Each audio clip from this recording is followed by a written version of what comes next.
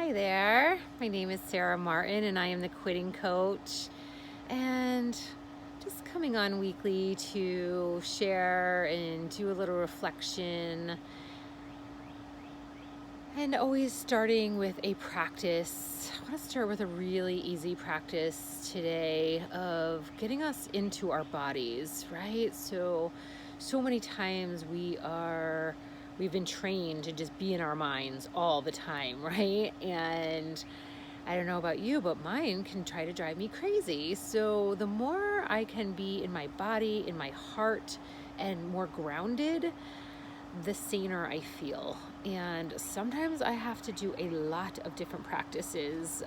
Yoga is my go-to, certainly breath work, but I learned this from an embodiment instructor, yoga teacher, someone who works with people with eating disorders and follows a lot of Buddhist practices and embodiment practices. And really, when we start to come more inward, right, into our bodies, we find that there's a lot of wisdom there. There's a lot of wisdom. There can be some calm, some peace. And a lot of times when we struggle with anxiety or, other things that don't feel like calm and peace, it can be a place that we want to avoid. But again, they call it a practice because we do need to practice being comfortable in our bodies, right? And coming inward and calming our breath and calming our nervous system. So if you're in a place where you can do this, if you're driving or walking, certainly just try this the next time you're at work or you are in a chair. But you can even while you're driving, just try this, or even just thinking about spaces in your body. But if you're in a chair, sitting, really pushing your heels into the floor beneath you, and then really feeling your sits bones on the bottom of the chair, the back against the chair. And just breathing in. Again, just sometimes remembering we have a body, right? Maybe closing the eyes. If your arms are resting on the chair arm, just anywhere your body's making contact. And again, pushing the feet into the ground and the back against. And then just softening the belly, exhaling. Again, just feeling that feeling of being held and supported. And then we're going to make our fists tight. And you're going to squinch up all your facial muscles, the eyes, the nose. Holding it, holding it, holding it, holding it, holding it. And then letting go. And just breathing. So you can use that tightening. Sometimes it might be weird to do that at your desk if you're in a cubicle or something, but certainly if you're getting stressed with the kids, right? Just like squeezing. You can even teach this to your kids, right? Squeezing. I'm mad. We squeeze, we hold, right? We're doing this subtly all day. And then releasing. Can also be an awesome practice when you're going to bed. So you'd squeeze the whole body, or you might move through the body, starting at the feet, starting at the calves, moving up the legs. You get the picture. So I did this in yoga class last week. Again, just holding, and then purposely releasing and letting go, right? And then sensing into your body, right? What I think is really amazing, that if you close your eyes and as you inhale, you can kind of feel your skin kind of contract. As you exhale, you feel it expand. So you're just breathing with the body. So that's another really calming visual. And again, just the miraculous functions of our body, right? Sometimes I can be so taken out with the world and the heaviness and all of the things, and my friend will remind me, just of the miraculous beings that we are, the fact that our fingernails grow and that the breath comes in and out when we're not even trying. So sometimes just coming back to this simplicity can be really helpful. So I hope that serves today. And what I really have been reflecting on and challenged with in this last week or so is this idea of comparison being the thief of joy, right? And I know better, but it's summer in the Northeast, right? So we get July and August really, are the two good months, right? And there's so much going on that it feels like I should be out doing something every night, right? Or if it's nice out, I have to be outside. And I've just noticed I've been really tired. I have not really wanted to get up in the morning. And I have really shamed myself about it, right? Like, and of course, I'm so grateful that when I was a teenager and in my 20s, there was no social media. I can't imagine how that would have been. Like, I'm fairly solid in who I am and myself, depending on what day we're talking about. But, you go on social media and, this one's at that concert, or this one's having a big party, or, all of these things. And I've really changed who I am also. So that can be challenging as well, right? I'm headed towards 50 years old. I was party girl. I was always life of the party until I wasn't. And that was my identity. So that's really hard for me too, that like when I'm really true to myself, I maybe desire to go out in the evening once a week and need the comfort of my home quite a bit. And I'm still rediscovering, who I am after COVID and quitting my job and all of the things, right? And I've been sober for 6 years now. And sometimes that still pops its head up, right? That, I don't go out to bars, or I don't, go out for drinks. So I just found myself a lot of,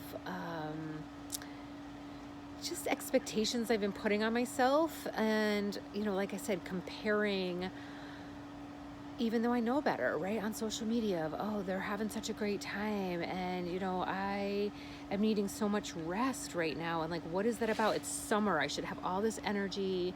I'm starting new businesses. I need to be rocking and rolling. And it's just not in my body right now. And I have to be okay with that, right? That I can still take one next right action, right? I want to be true to me. So I just need to be kind to myself. Right? And once I did that, I actually had a great session with my coach who, she's like, okay, you need to make the word should like non-negotiable, right? You can hear it as I'm talking. I should be going out in the evening. I should be outside whenever it's nice out. I should, be cleaning the basement. I should be posting on social media every day for my coaching business. I should all over myself, right? Most of you have heard this. If anyone is in any rooms, 12-step rooms, that is a saying, right? I'm just shoulding all over myself. So, what I've noticed on reflecting on the should, right? And that I feel like it does stem a lot from comparison of what you see other people doing. So it could be hard to say, okay, well, what's true to me, right? And that's where that wisdom is in the body of, I just don't feel like it right now. I don't feel like it right now. And when I allow that space and I allow rest and I allow quiet, inspiration comes in, and it doesn't need to look like fireworks, right? It might just be, one little share, one little reach out to somebody, one painting that, helps your peace of mind. So, really looking at those shoulds, what I'm finding is that it's a way to keep myself safe, right? It's a way that I think I'm managing myself, right? When I should on myself, it's like, if I am being harsh and I am, constantly judging myself and say, you should, it's like I'm going to be this perfect person, right? But what I'm really doing is hurting my self-esteem, right? And keeping myself even more stuck with the shoulds because I'm being unkind to myself and I'm putting pressure on myself on things that I don't want to do, right? And I'm a grown ass adult and I quit my job so that I could live life more on my terms, right? I've done all this work on myself so I could have more space and free time. So I need to really, there I am again, right? I'm not shoulding, but I need to, right? You need to embrace that more, So really what I'm getting at is lightening up, right? Lightening up on myself of like all in good time, and being true to what's going on with my energy level. And that can be scary, right? That's some of the fear that I work through with my coach of like, okay, but what if I never want to move again, right? And what if I just, I'm just that tired and I fall into a depression? Like, that can be scary. And it was as soon as I had that permission that I started feeling better. So it is scary, and I may have shared this before, that one of my first coaches, I was really working to lose weight, and I had issues with binge eating, and she was like, so what? So what? So what that you just, that at night, I would just totally like whatever I could get my hands on because I was holding all day, right? I didn't know these techniques of like coming in and letting go and taking care of myself throughout the day. So by the end of the day, a lot of times it was mixed with lots of glasses of wine, and then binge eating, right? So it was like almost permission, like, so what? Like loosening the I should, right? And, I won't say it was overnight, but after time, I started being more present. I started being more present with the overeating, and that just started loosening up, right? And I started feeling better when I started going to yoga and coming in my body, which helps me not compare myself with other people, that I started feeling so good that I was like, ugh, the drinking feels really bad, right? The hangovers especially feel really bad, and I just don't want to feel like that anymore. So it's amazing how just these little small steps, even just the, squeezing, holding, and then letting go, can be life-changing. It can be life-changing. If you remember to do that a few times a day, it can be life-changing, right? And from a comparison standpoint, we don't know what's going on with other people, right? We all know, all the best is posted on social media, and we don't know what's going on beneath the surface, right? Or maybe people are out every single night because they're petrified to be alone with their own thoughts and feelings, right? So not to downplay other people, or maybe that's just what lights them up, right? And that's fine. But it doesn't have to be, what lights you up, right? So it's really getting quiet enough and courageous enough to honor what lights you up. And it might be laying on the couch with a bowl of popcorn, watching Netflix in the evening, might be what calms your nervous system and helps you be your very best the next day. So that's kind of where I'm at right now. Again, doing some things to take myself out of my comfort zone. And, I really loved a spiritual teacher of mine, because I said, okay, well, when do you push through, right? Because I don't know, I like to be comfortable and safe. So would I have ever quit my job? Would I have ever, stopped drinking? Would I have ever started making new friends at 45?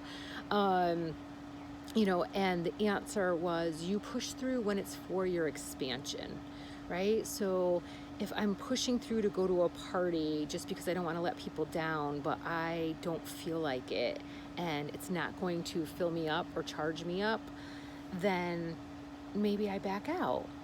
But if I'm pushing through to meet a new friend who, out for lunch, and I feel nervous about it, but I feel like we have so much in common, and, it's somebody that is maybe a little further along on a path that I want to be on, well, then I push through because it's for my expansion, right? So I just offer that as contemplation for yourself. Again, if, social media is a rabbit hole for you, maybe you put some limits around it. That, when you find yourself in that comparison mode, nope, it's off. When I'm in that comparison mode, I just shut it down. So again, I hope that you are finding your own joy. And again, it doesn't matter what it is, right? It's maybe quiet joy as we get older, as we, come more inward. I just was with a friend last night, and, we were saying, like, I would rather this one-on-one conversation where we were real and true and raw than a party of 100 famous people. Like, it's that connection that I crave, right? So really just check in with yourself, and again, if anything, if you're doing any comparison, it's how am I doing versus yesterday? Although I would even say that's not a great comparison, right? Maybe all comparison is the thief of joy. Maybe we really shouldn't be comparing at all. Maybe we should just be as present as we can in this moment with this breath. I appreciate you being here. If anyone wants to work a little more deeply, learn some more practices that involve embodiment and really manifesting your best life by quitting some of these self-sabotaging thoughts and behaviors, you can check me out at www.sarahmartincoach.com. That's Sarah with no H, Martin coach.com, and book a consult call and to go on a 12-week journey with me that I've been having some awesome breakthroughs with clients and just really enjoying this next chapter in my life. So I appreciate you being here, and until next week, namaste.